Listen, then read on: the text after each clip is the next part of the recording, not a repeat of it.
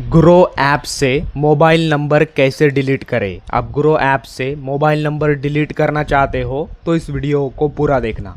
इसके लिए app open करना है, फिर ऊपर right side profile icon show होगा, इस पर क्लिक करना है। देन कुछ इस तरह का इंटरफेस आएगा। यहाँ पर नीचे अकाउंट डिटेल्स ऑप्शन शो होगा, इस पर क्लिक करना है। ये स्क्रॉल करके नीचे आओगे तो फिर नीचे अकाउंट डिटेल्स शो होगा, इस पर क्लिक करना है। फिर नया इंटरफेस आएगा, ऊपर पर्सनल डिटेल्स ऑप्शन शो होगा, इस पर क्लिक करना है। फिर कुछ इस तरह का दिखाई देगा। यहाँ पर मोबाइल नंबर ऑप्शन आएगा।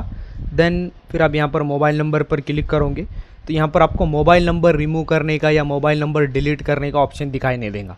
इसका मतलब आप अपना मोबाइल नंबर डिलीट नहीं कर सकते, बट आप अपना मोबाइल नंबर चेंज करना चाहते हो एंड नया मोबाइल नंबर ऐड करना चाहते हो तो आप वो ऐड कर सकते हो, बट आप यहाँ से नंबर परमानेंटली डिलीट नहीं कर सकते।